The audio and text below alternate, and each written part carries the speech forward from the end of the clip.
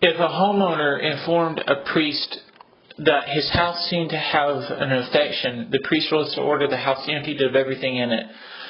If the priest examined the walls and found deep greenish or reddish depressions, the house was to be sealed for a week. Anyone who entered the house, ate in the house, or lied down in the house while the house was sealed would be rendered in a state of ritualistic impurity until evening and had to wash his clothes.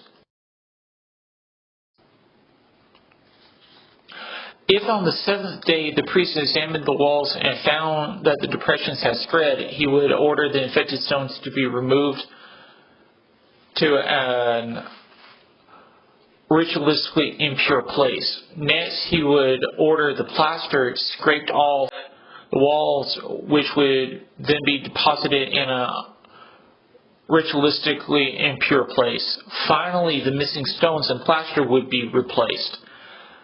If the infection had not spread, the house was to be declared as ritualistically pure. If the infection returned, the house was to be emptied again. After the priest examined it this time and saw that the infection had returned and spread, he would declare the house ritualistically impure with Sefira. He was then to order it be torn down, with the rubble being deposited in a ritualistically impure place. To purify the house infected with Sefira, one of two birds would be slaughtered in a clay pot over running water, allowing the blood to be collected in the pot. The priest would take the living bird along with the cedar wood, scarlet yarn, and hyssop and dip them in the blood of the bird slaughtered over running water. The house was sprinkled 7 times while the living bird was set free outside the city in an open field. The house would be then declared ritualistically pure.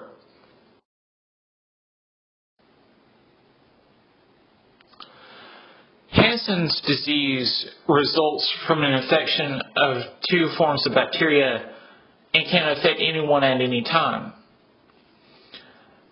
It can contaminate anything belonging to the person who has the disease. However, only clothing and houses belonging to a Israelite could be affected by the Sefira, meaning clothing or non-kosher leather belonging to a Gentile was insusceptible to it. With this said, it seems more likely that Sefira was a spiritual punishment rather than a physical ailment.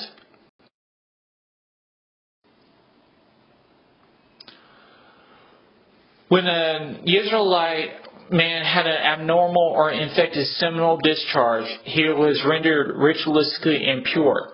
Anything that man sat on, such as a saddle or chair, stool, or laid upon, such as a bed, would be rendered also as ritualistically impure until the discharge ended.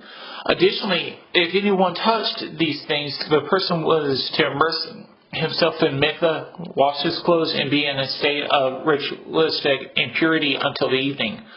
When the discharge had cleared up and stopped being an issue, the Israelite man was to count 7 days for his purification. He was then to wash his clothes and immerse himself in the mikveh. On the 8th day, he would need to bring a dove or young pigeon as a sin offering and another dove or young pigeon as a burnt offering to the priest. After that, the man would be declared as ritualistically pure.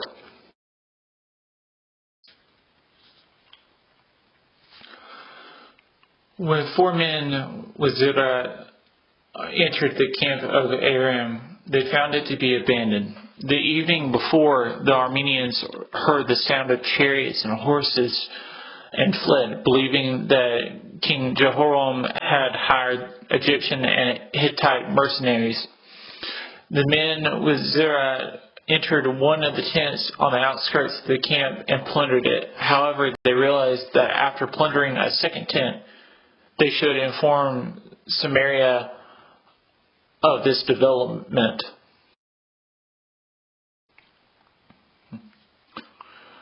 Upon informing the gatekeepers of the city, Jehoram was informed that the enemy camp seemed to have been abandoned.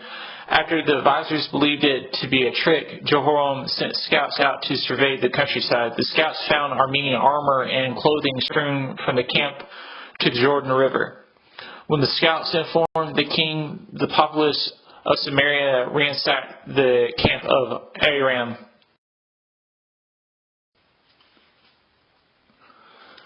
This permitted them to sell 6 quarts of fine flour and half a bushel of barley for $6.26 each. The servant who had challenged the revelation that the prophet had spoken was put in charge of the gate. However, he was trampled to death by the starving throngs. 2 Kings 7, 3-20.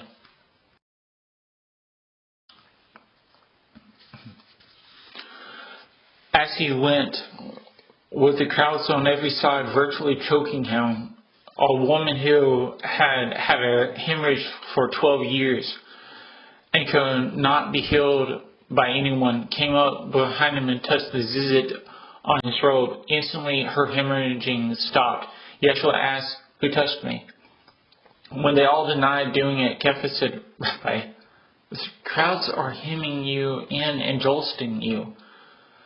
But Yeshua said, "Someone did touch me, because I felt power go out from me."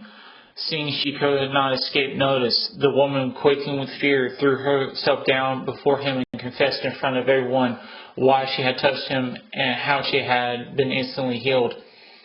He said to her, "My daughter, your trust has saved you. Go in peace." Luke 8:42b-48.